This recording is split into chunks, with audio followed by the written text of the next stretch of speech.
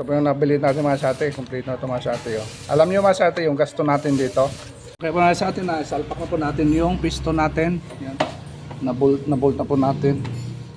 Kaso medyo may mga sate, medyo may tama na yung na ito. Mga sate, nawala yung isang insulator natin. Kaya nag-DIY na lang tayo mga sate.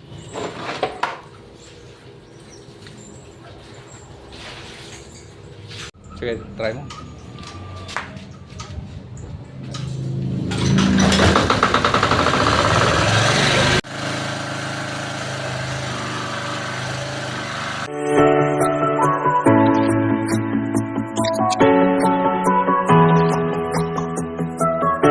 Magandang hapon mga sate.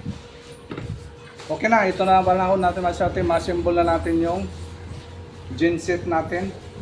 Nakabili na po tayo mga sate ng mga pisa. Buti may mga available mga pisa mga sate. Ito yung mga nabili natin. Kompleto na. Palitan na lang natin lahat. Overhauling gasket, ayos na. Tapos yung mga bearing mga sate, okay rin. Basta lahat kompleto mga sate. Gagawin natin ngayon. Simbolin natin mga sate. Ayun, sa hindi pa nakasubscribe dyan, don't forget to subscribe our channel, like and share, and then click the notification bell para updated nyo masati sa mga videos palagi namin upload sa Africa Discarded Vlog. Yung hapon masati, tirahin na natin para kung okay na ito masati, di madala natin papuntang Silago, Sardin Leyte. Ito na lang gagamitin din natin. Ito na ready na po natin yung mga natin dito. Yung mga pisa naka-standby na. Tapos ngayon, linisan na natin masati bago tayo pang salpak natin dito yung mga pisa-pisa. Nagkalat dito yung mga pisa mga sa ate. Oh. Mayroon na tayo dito. Gasket maker, nabili na tayo ng gasket maker mga sa ate. Tapos yung bearing natin nandito na po mga sa ate. Yan. Ayos na. Tapos yung cylinder head gasket, palitan din natin ng bago. Bago na mga sa ate. Oh. Tapos ibang mga gasket pa dito. Tapos yung valve seal, palitan na lang natin din yung valve seal din masate. Tapos yung piston ring, ganun din masate yung piston ring, palitan natin lahat. Basta lahat masate, palitan natin. Okasyon na masate, nabaklas na natin dito. Kaya anuhin na natin, baklas. Pag baklas natin, palit na ang bago. Para wala nang problema masate, walang hassle. Baka magka-problema na naman, di balik na mabaklas. Masate, silipin natin masate yung binili natin kanina. Ito po yung nabili natin masate. Complete na ito masate. Oh. Alam nyo masate yung gasto natin dito. Kasama yung 2 litrong oil natin. Ang gasto natin dito is 1,060 lang para sa ate. Aywan ko lang kung ito mga original to. Problema to kung mga lang, mga local. Pero mga ngalan masate. Dinala lang natin yung sample doon. Siguro para pareho lang siguro yung mga pizza dito mga sate. Kaya itong iisa lang. Kaya hindi tayo nakaproblema. Para 1,060 yung gasto natin. Kung ako ito masate, mas mahal yung labor kaysa materialis. Mas mahirap yung masate, yung labor dito, yung matagal. Pagbaklas. Yun, mahirap pa naman sa atin. Kailangan talagang may diskarte ka dito pag baklas na sa atin. Kaya try and try ka sa atin para talagang mabaklas, matanggal natin. Pero okay naman sa atin siguro sa sunod na mga overhaul natin, yung mga genset natin yung nakatambay. Yung mga built-in natin, mga dinamo, wala na problema sa atin. Alam na natin, first time natin ito nakabaklas ng ganito. Maganda yung talaga yung separate naman sa atin. Kung problema yung dinamo, rewind natin. Kung makina, yun, pulihan lang talaga. Pero wala tayong makawasate. Okay, umpisahan natin sa atin. Lilisan muna natin yung housing sa natin, sa makina. Unahin natin.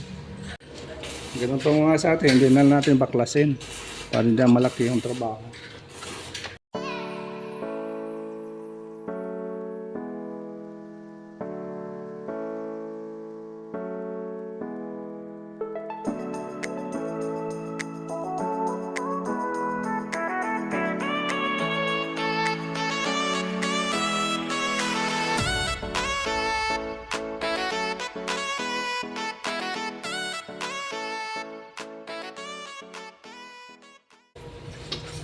Okay, linis na.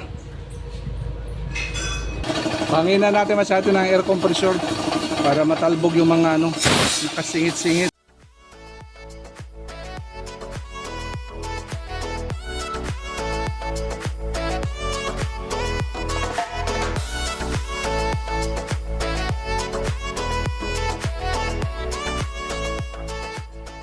Okay, ngayon masyado ikabit na natin yung bagong bearing natin. Yan. Bagong bearing natin masyado ikabit na.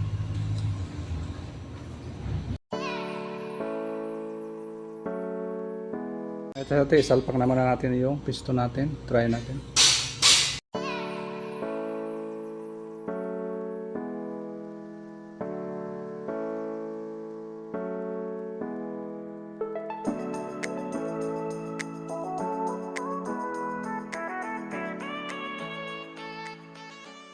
Kaya po na sa atin na isalpak na po natin yung piston natin. Yan. Na-bolt na po natin. Kaso medyo may ano masyado, medyo may tama na yung ano natong crankcase. Medyo maluwag na sa ano sa bagong bearing natin, no. Tagal pa ko na yung machine shop natin, no. May konting clearance masyado. Dapat machine shop natin to. Pero kulang na tayo sa oras. Yun na lang siguro. At least napalitan natin ng bago. No? Medyo may kunting kalog masyado, kunti lang. Medyo nakain na ito sa ano, yung crankcase natin sa bearing. Yan siguro nga medyo ano na. Dapat ipaturno natin to. Pagod lang siguro para na matagal. Okay. Salpak na ito natin cable masyado. Lagyan mo natin ng ano, overhauling gasket.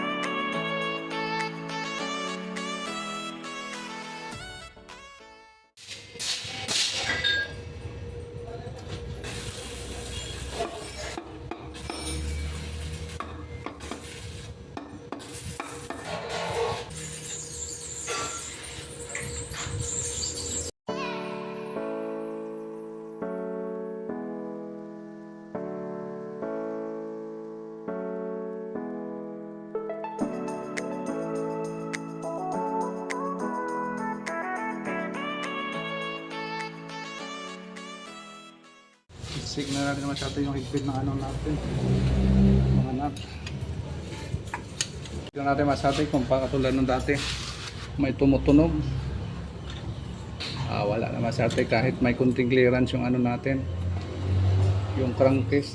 Okay na. Okay na. Okay. Okay na masyado. Tignan natin masyado yung dinamo. Kabit natin yung dinamo.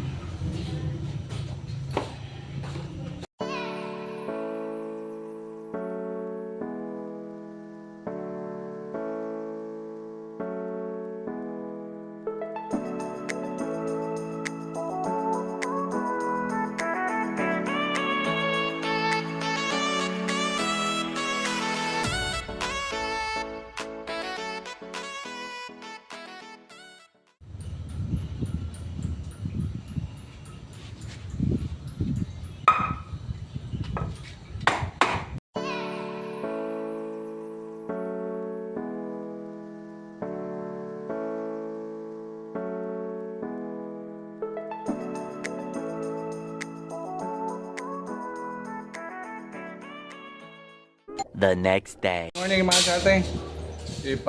Ituloy natin ngayon mga sate yung ano ginagawa natin natapos natin kahapon at saka kagabi. Yung mga sate pagkabit na lang ng mga ano natin dito, yung mga diode pagkabit na natin. Tapos yung cylinder head yun na lang mga sate para ma-try natin ngayong umaga mga sate. So paandar okay na. Sitin na po yung mga ano natin, yung dinamo okay na. Tapos yung mga wiring na lang i-tap natin. Sige. Tingnan natin masyado. Masyado, nawala yung isang insulator natin. Kaya nag-DIY na lang tayo masyado. Ito yung ginawa ko masyati, oh. Hindi ko lang naipikita kanina. Nagawa na tayo ng insulator. Para dito sa ano natin, para hindi mag-ground. Ito lang ginawa natin.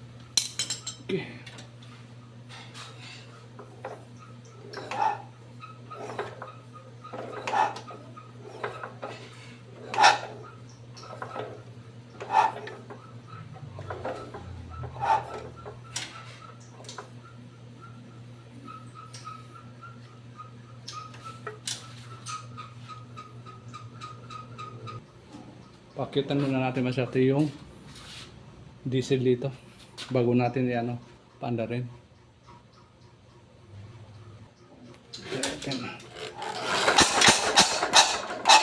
Okay.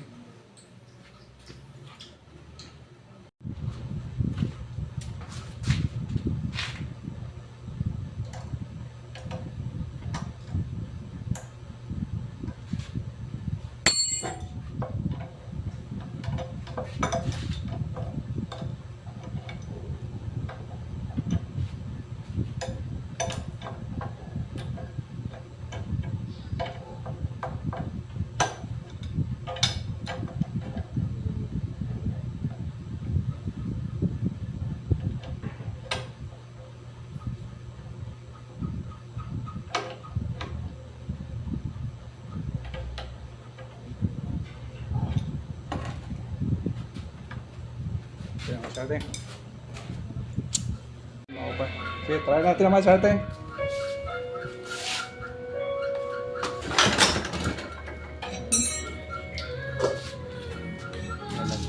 Try natin masyate. Okay.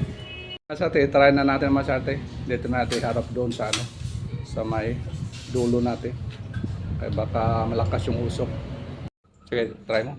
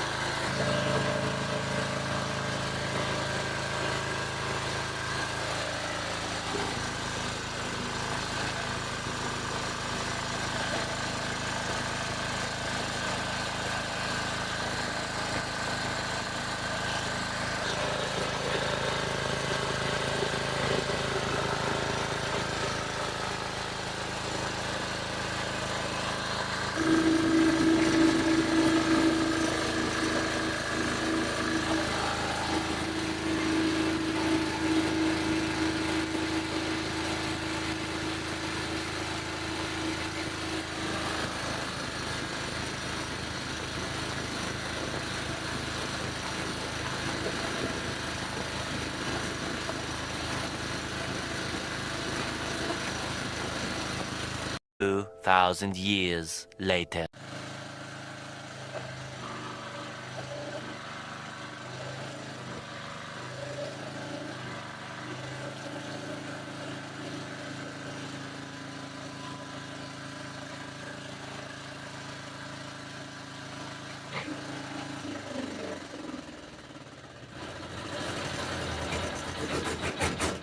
Okay na, son?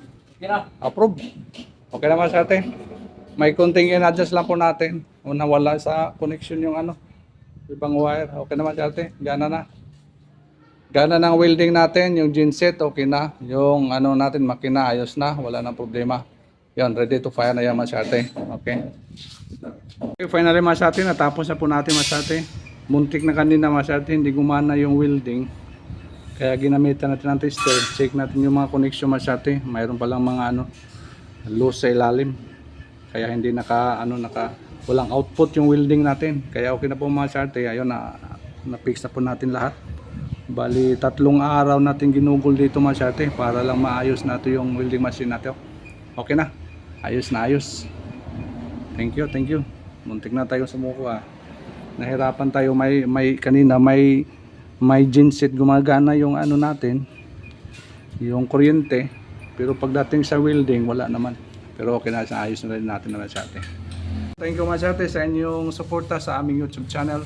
Bali, 3 araw ginugol natin dito masyate para maayos na yung welding machine natin. Okay. Thank you so much for watching masyate. Maraming salamat sa iyong suporta sa Epic Kadisarte Vlog. Thank you. Ito muna yung kaganapan. Complete na talaga masyate yung genset natin. Ayos. Bye-bye.